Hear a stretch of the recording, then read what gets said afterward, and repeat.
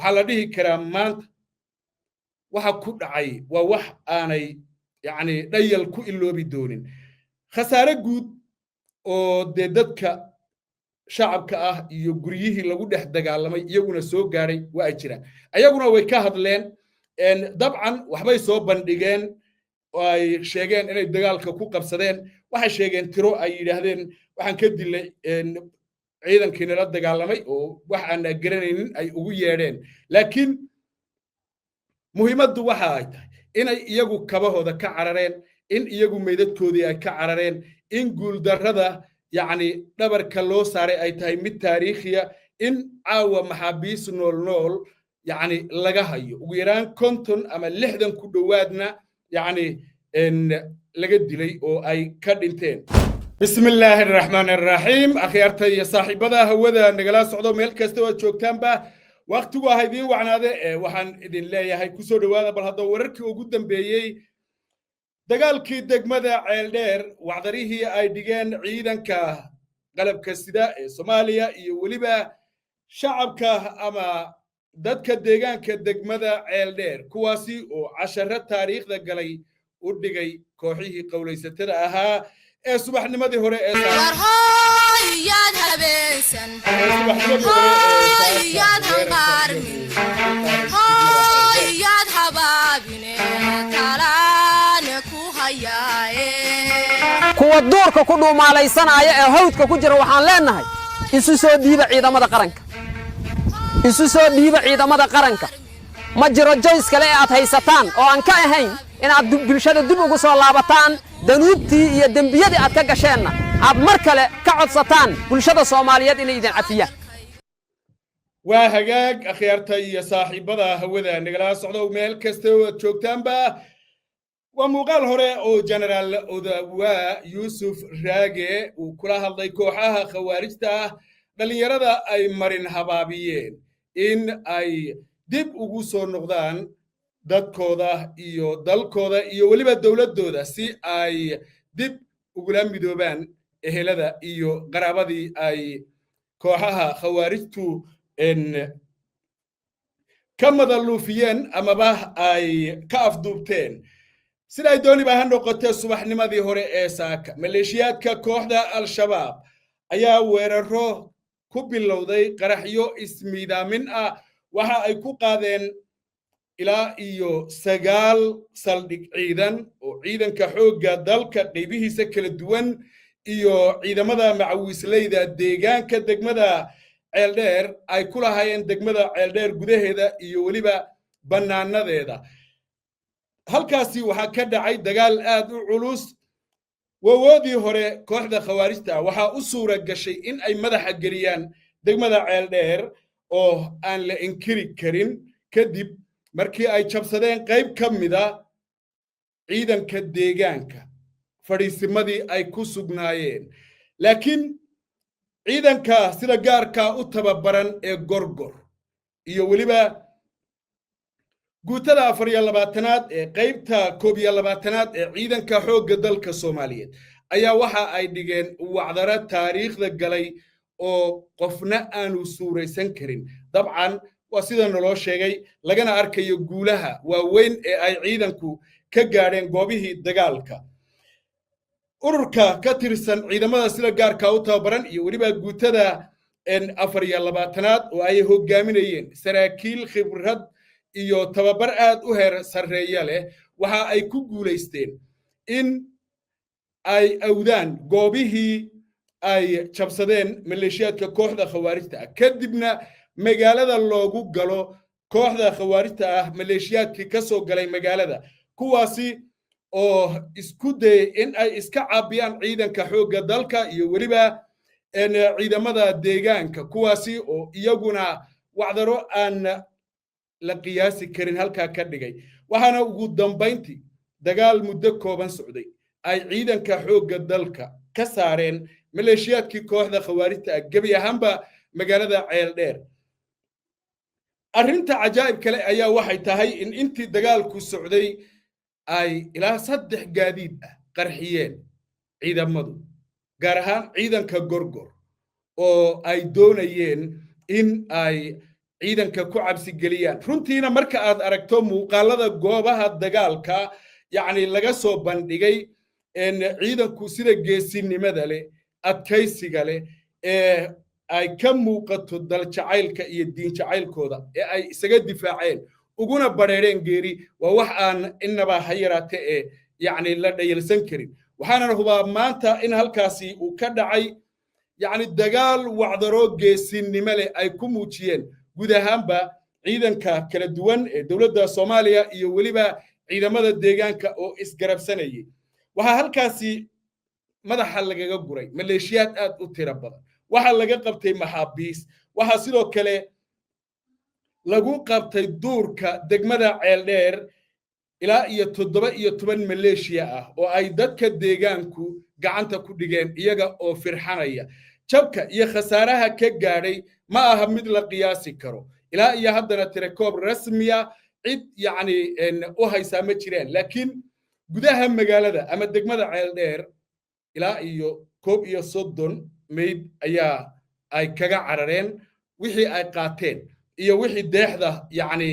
ku baktay iyaguna waa gooridooda laakiin runtii qaabka ay doonayeen magaalada inay u qabsadaan xuduudda ay ku soo weerareen iyo qaabka yacni ay qorsheeyeen iyo sida looga guulaystay ee rabbi garabkooda uga baxay yacni farqi aad iyo aad u weyn ayaa u dhaxeeya oo waxaa la dhihi karaa maanta waxa ku dhacay waa wax aanay yacni dhayal ku iloobi doonin khasaare guud oo dee dadka shacabka ah iyo guryihii lagu dhex dagaalamay iyaguna soo gaaray waa ay jiraan ayaguna way ka hadleen dabcan waxbay soo bandhigeen oo ay sheegeen inay dagaalka ku qabsadeen waxay sheegeen tiro ay yidhaahdeen waxaan ka dilay ciidankii nala dagaalamay oo wax aan garanaynin ay ugu yeedheen laakiin muhiimaddu waxa ay tahay inay iyagu kabahooda ka carareen in iyagu meydadkoodii ay ka carareen in guuldarrada yacni dhabarka loo saaray ay tahay mid taariikhiya in caawa maxaabiis nool yacni laga hayo ugu yaraan 50 ama 60 ku dhowaadna yacni laga dilay oo ay ka dhinteen guushani runtii iskama imaanin ee waxay ku timid nafhuridda dadka deegaanka iyo ciidanka xoogga dalka sidoo kale waxaa iyaguna ammaan mudan gurmad aan innaba caadi ahayn oo dhinacyo badan oo kala duwan ka tegey in ay dagaalka ka qayb qaateen oo ay fududeeyeen jabka iyo halaaggii ku dhacay kooxda khawaarijta gurmadyadu dhinacyo badan bay ka kala tageen runtiina sida maanta loogu gurmaday Ceeldheer iyo sida maxaanku idhaahdaa dagaalkan aad iyo aad la isagaga xil saaray hadday ahaan lahayd dowladda galmudug iyo haddii ay ahaan lahayd tan dhinaca federaalkaba waa mid yacni runtii la bogaadiyo iyadoo oo aan ognahay dagaallo badan oo kale oo dhacay in qaabkii yacni ay kooxaha khawaarijtu wax u doonayeen ay u dhaceen kadib markii ciidamadu ay waayeen gurmed iyo taakulayn ciidan iyo garab istaag heer maamul iyo heer dowlad goboleed waxaa ka mid ah yacni meelaha mashaqadu ka dhacday degmooyinka maxaas iyo deegaamada ku xeeran degmadii aadan yabaal iyo deegaamo badan oo kale oo shabeellada dhexe iyo gobolka hiiraan ka tirsan taasi oo eedaha ugu badan loo jeedinayo saraakiisha dowladda qaybahooda kala duwan iyo siyaasiyiinta heer dowlad goboleed iyo heer federaal laakiin maanta wax ka duwan baa dhacay casharaa laga bartay dabcan casharadii laga bartayna yacni way ka muuqdeen dagaalkii maanta ka dhacay degmada Ceeldheer marka laga yimaado guushaasi iyo jabka cadowga dhabarka loo saaray hawli kow ma joogto dagaalku kow ma joogo yacni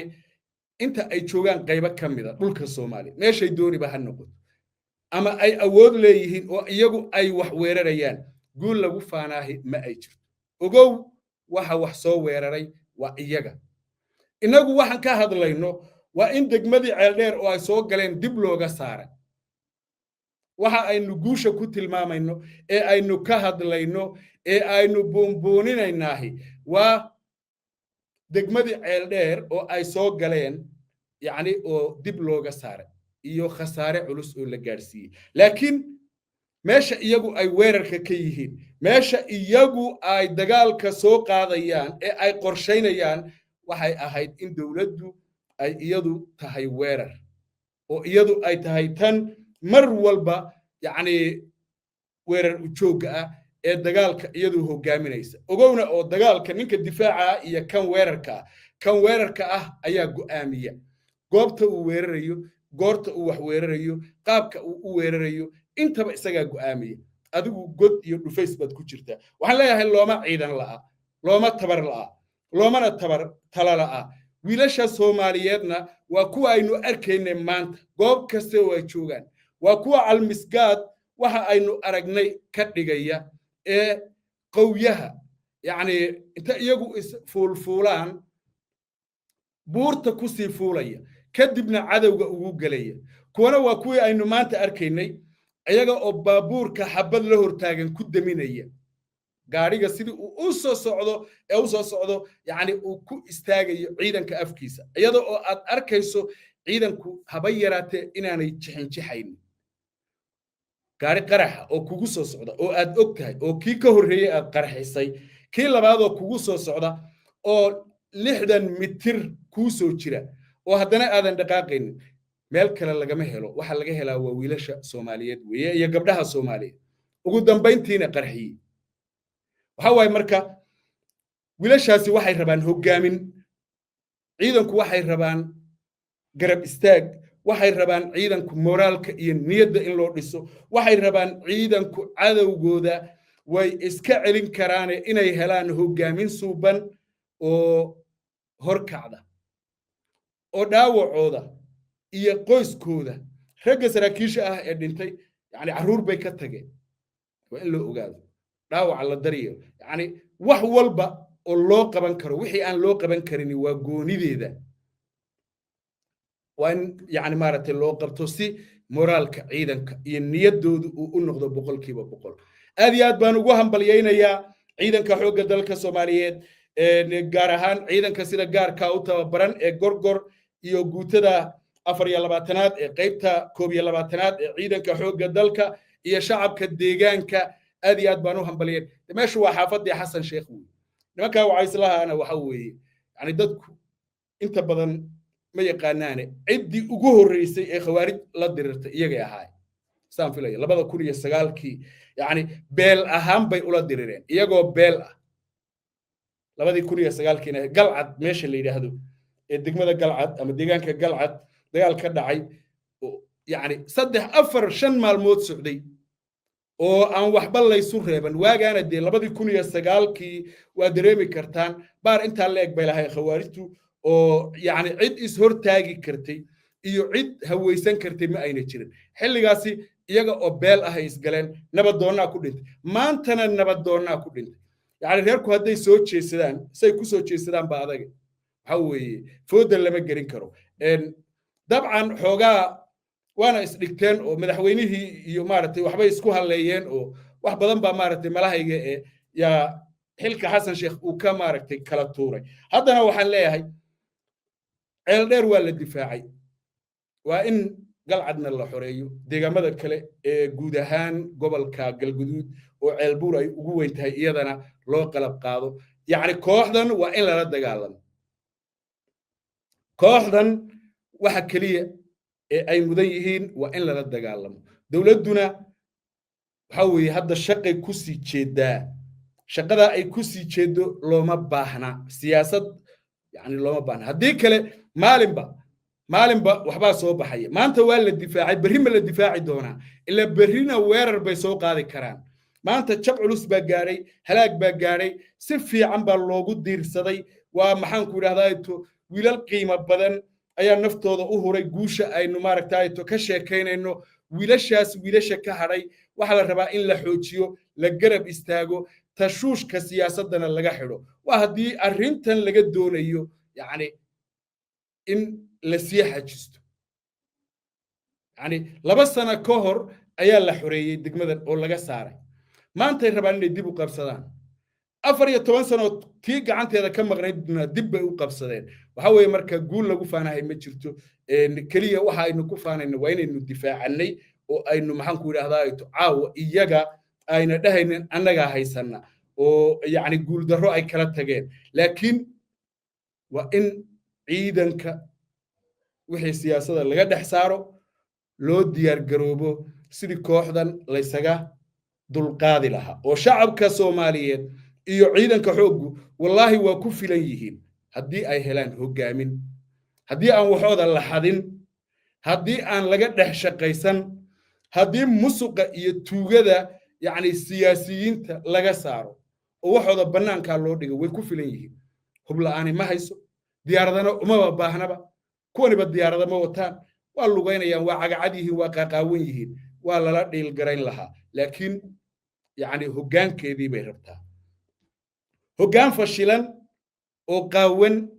oo maxaan ku yiraahdaa siyaasiyan iyo bulsho ahaanba yani u guul daraystay ayaa garwadeen inoo taasaana keenaysa inaan in yar oo aan difaacannay magaalo aan maxaan ku yiraahdaa ku wada faano sababtoo ah wax la filayay ma ahayn waxaynu arkaynay yani dhowr kun oo ciidan oo qaxaya oo xabad qush ka siinin ayaynu arkaynay tan marka waa guul wey sababtoo ah waxaynu dib u ogaanay awoodda ciidankeena geesinimadooda iyo kartidooda wiilashii dhintay rabbi subxaanahu wa tacaala jannatul firdaws al-a'la ha ku martiqaado hana ka dhiga marti la jecel yahay waxaan u rajaynaynaa inay shuhado yihiin oo ay ka mid noqon doonaan kuwa maaragtayto iyaga oo dalkooda iyo dadkooda iyo diintooda kooxo khawaarij ah kala dagaalamaya ku baxay gacantooda oo ay sida ilaahay agtiisa darajo sare kaga heli doonaan sidoo kale inta dhaawacantayna ilaahay ha u boogadhayo ehelka qaraabada iyo waalidka iyo awlaadda intii shahiida ay ka baxeenna rabbi laabta ha u qaboojiyo dabcan galmudug iyo federaalka labaduba ha garab istaagaan insha allahu tacaala oo wax walba waxaa ka muhiimsan carruurta laga tegey inaan dowladnimada lagu dayicin ayaan maaragtay rajaynaya insha allahu tacaala intaana waxaan ku baraarujinayaa madaxda waa eedaynaynaa waa dhaliilaynaa way leeyihiin guushana ciidanku waa leeyahay ciidanka Soomaaliyeed waxaan ka rabnaa ciidan cadowga la dirira ee kama rabno ciidan carruuraha iyo hoyooyinka habeen barkii u dhacay inay noqdaan ciidanka Soomaaliyeed kama rabno in ay xaafadaha iyo guryaha burburiyaan masaajidana dumiyaan ee waxaan ka rabnaa cadowga in ay la dagaalamaan oo dalkooda difaacaan dalkani wuxuu u baahan yahay ciidan dawladeed ee uma baahna ciidan kooxo siyaasiyiin ah u shaqeeya ama ay kala qaybsadaan waxaan u baahannahay ciidan leh hoggaan la yaqaano amar qaatayaal ah tababaran siyaasadda bannaanka ka jooga uma baahnin ciidan habeenba suuq lagu weeraro ama habeenba xaafad ka dhex toosa oo maxaan ku yiraahdaa dadka shacabka ah xabadeeya uma baahnin ciidan siyaasiyiin ay magacyadooda wataan waa haddii la doonayo guul wiilasha Soomaaliyeed waxay ciidan qaran ku noqon karaan markay shaqada qaran ka qabtaan markay siyaasadda loo adeegsanayo laga dhaafo markii difaaca dadkooda iyo dalkooda ay u bambaxaan ee loo bambixiyo siyaasiyiintuna ay buqcadaha dhexe isku eriyadaan laakiin ciidan u shaqeeya koox ma noqon karaan ciidan qaran ciidan xaafado weerarana ma noqon karaan ciidan qaran ciidanka qaranku ficil ahaan waa inay u muuqdaan ee aysan magac ahaan u jirin askari kasta oo goobaha dagaalka aan joogin ee siyaasiyiin ku xidhan